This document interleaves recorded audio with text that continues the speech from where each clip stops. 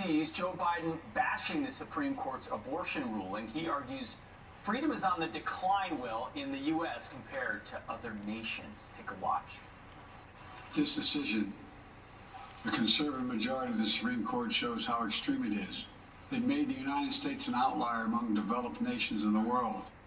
So the question is, Will, are we extreme now or were we extreme before? The United States is an outlier. Yes. In the context of the world. I've seen people, by the way, on social media refer to this as the American Taliban. Is it true?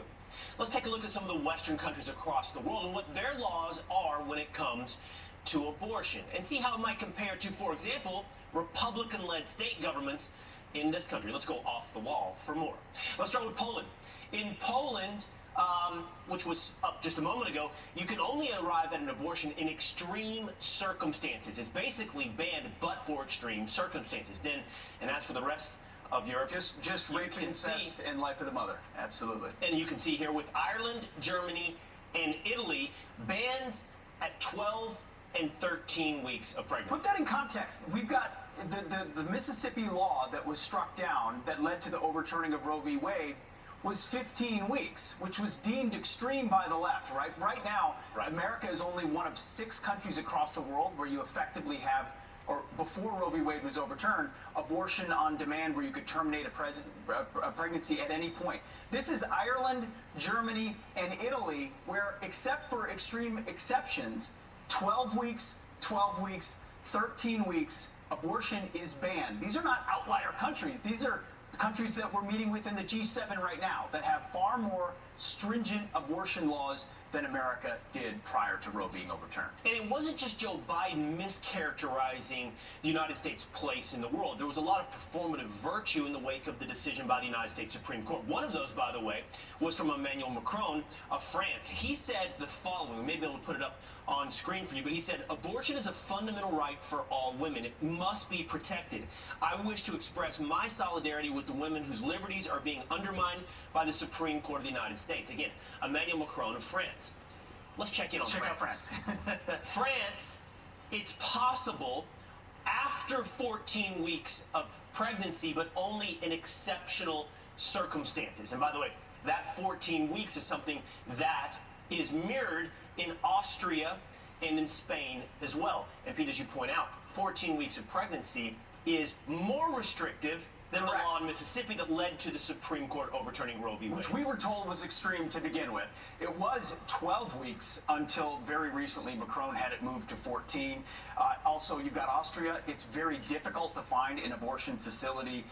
A lot of these very Christian, historically Christian nations, you have doctors and hospitals, while it may be legal prior to a certain point, who refuse to do the procedure to begin with. A reflection of the ethos in those countries that see it as something that should be maybe legal early, but safe and rare, and certainly believe anything beyond 14 weeks to be extreme. So before we move on to our final slide, I also want to share with you one more tweet from a world leader, and this is Justin Trudeau of Canada. Justin Trudeau of Canada said the following, Pete. He said, "No government, politician, or man should tell a woman what she can do and cannot do with her body. I want the women of Canada to know we will always stand up for your right to choose." I would ask Justin from Canada 2 questions. First, what is a woman?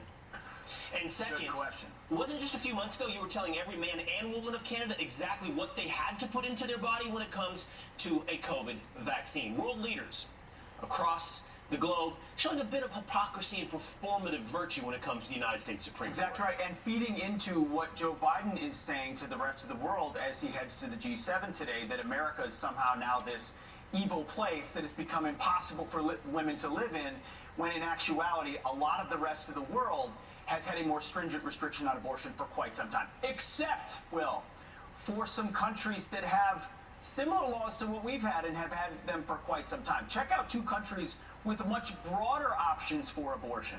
Who might they be? How about China and North Korea? 9 million abortions performed in 2020 in communist China. And in North Korea, it's effectively available upon request. So when we talk about these 6 countries that effectively allowed for abortion on demand, America was alongside China and North Korea and a few others.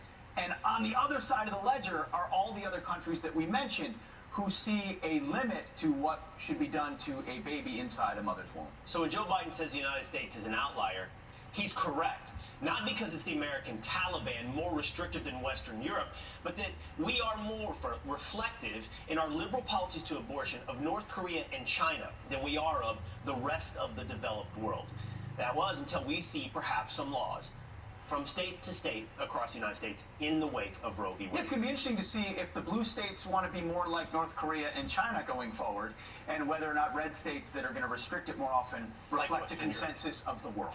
Yes. I'm going into this, by the way, on the Will Cain podcast tomorrow. 3 new episodes every week. We have a deep dive tomorrow on the decision by the Supreme Court of the United States and its implications. But now we go to Rachel for some additional headlines. Will, Pete,